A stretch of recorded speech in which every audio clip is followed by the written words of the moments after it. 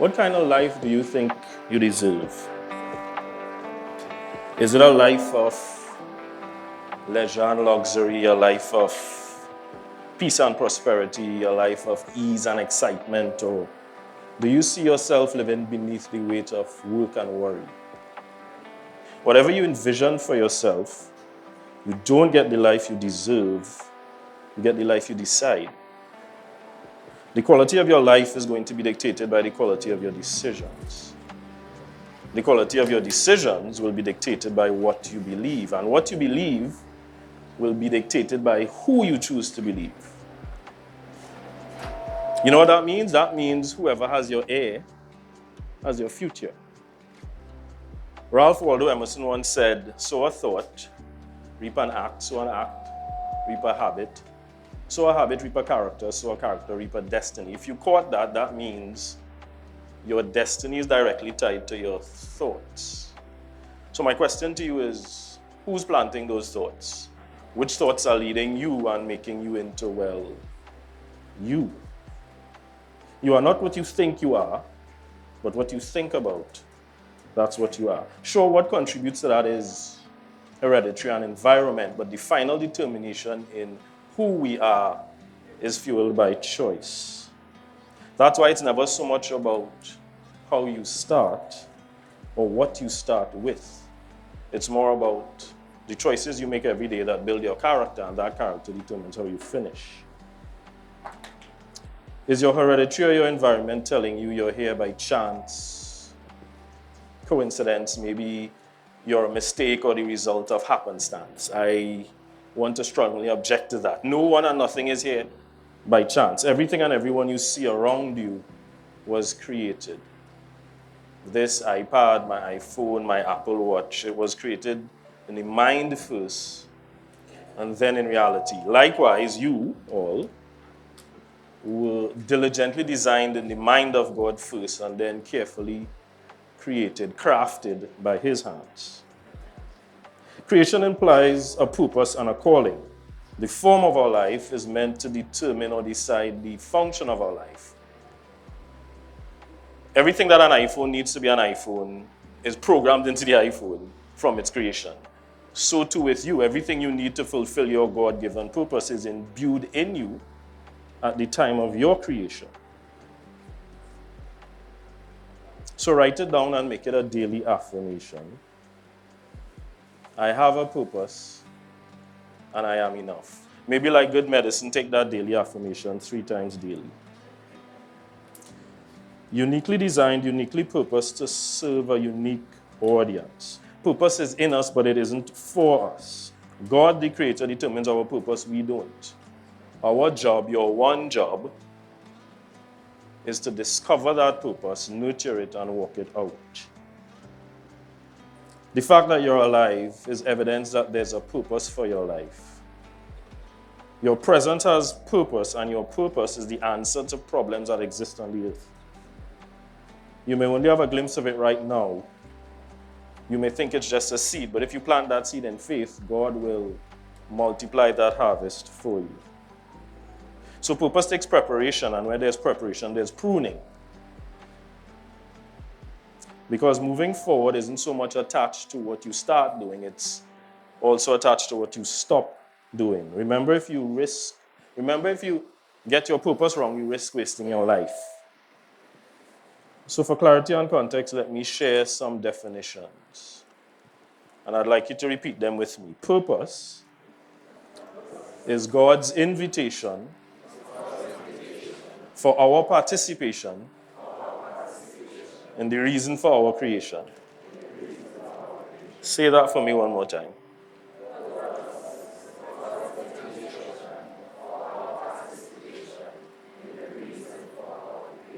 Fantastic. Now that's not the same as a role. A role is the responsibilities that God might call you to from time to time for a certain reason or for a certain season.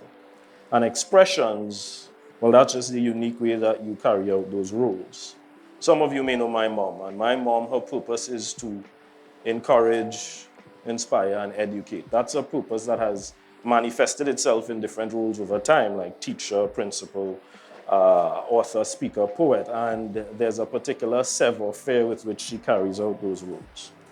I'll tell you something else she taught me. She said, if you want to discover God's purpose for your life, you have to be willing to release your agenda. I know there are control freaks among us, but here's the thing.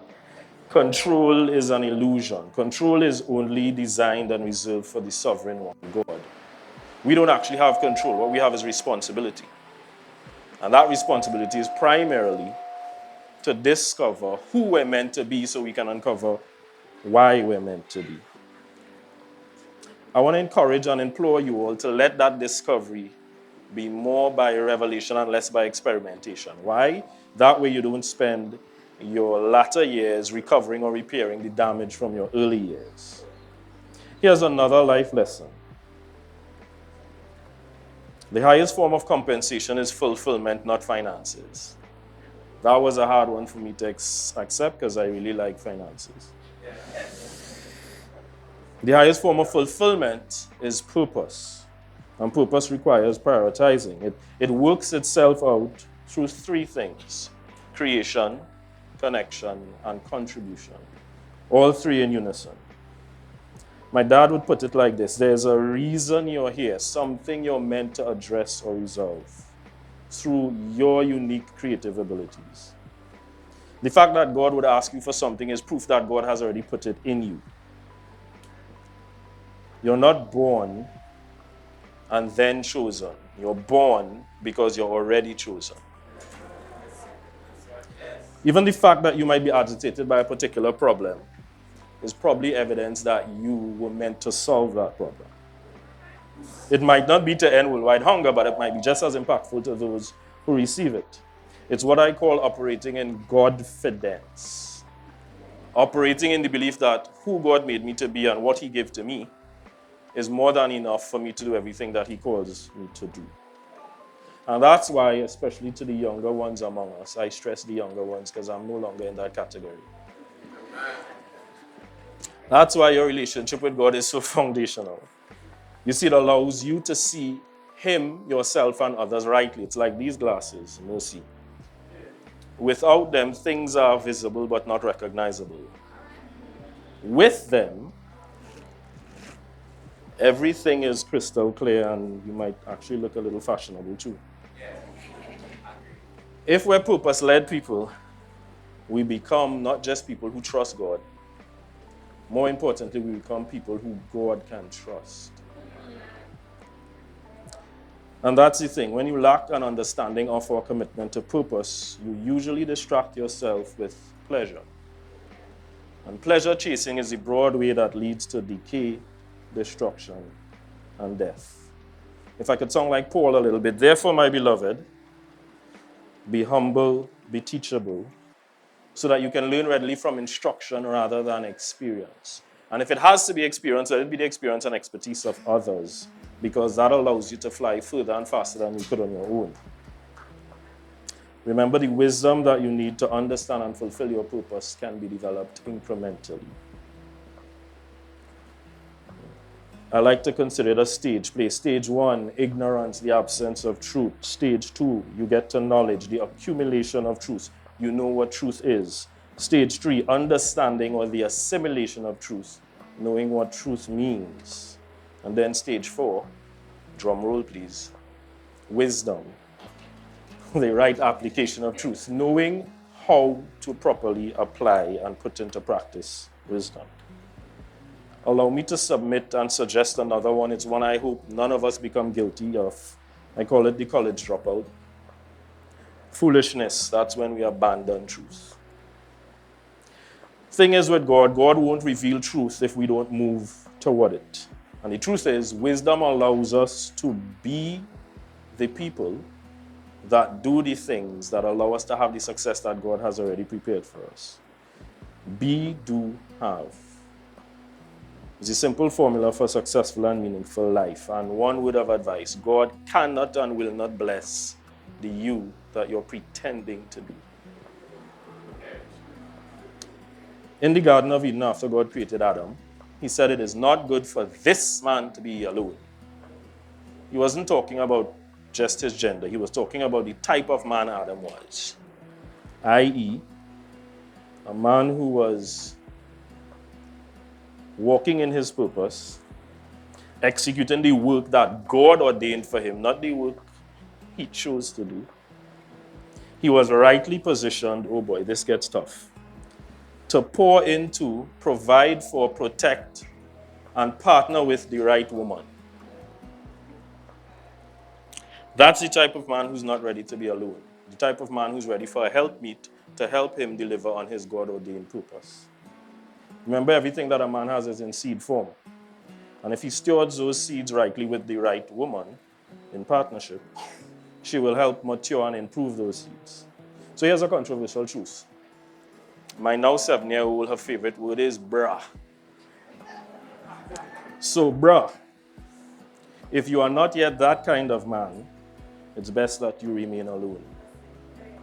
Allow God to work on you, transform you, while you hone your skill set and become the kind of man who is competent to deliver on your God-given purpose first. Because the truth is, if you don't know who you are, where you're meant to go and what you're meant to do, how can you know who's meant to go with you?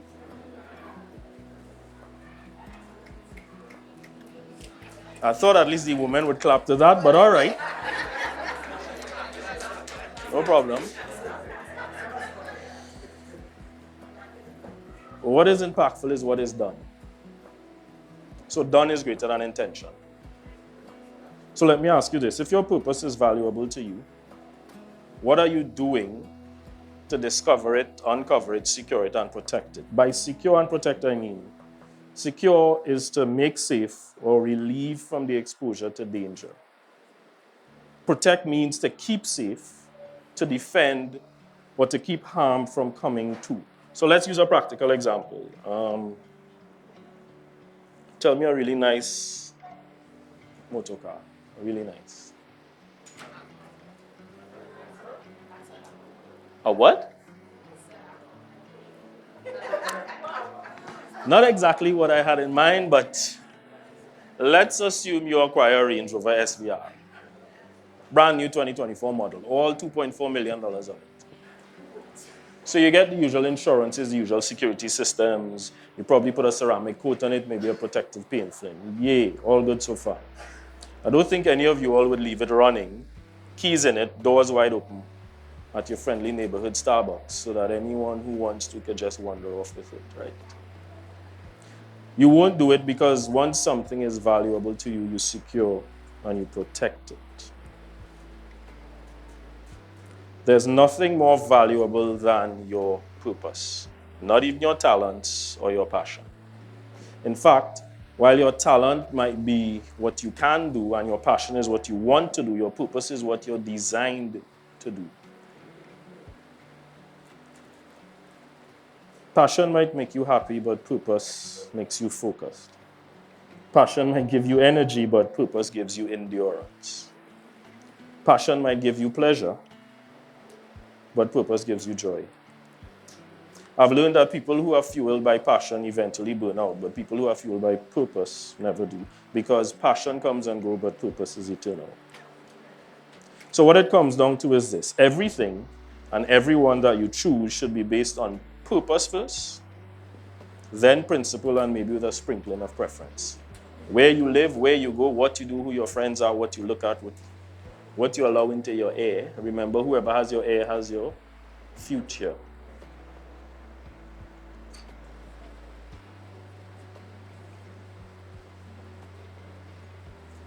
Purpose should carry the most weight in everything.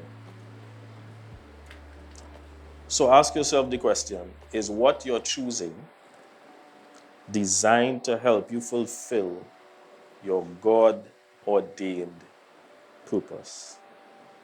Your purpose is the reason for your existence.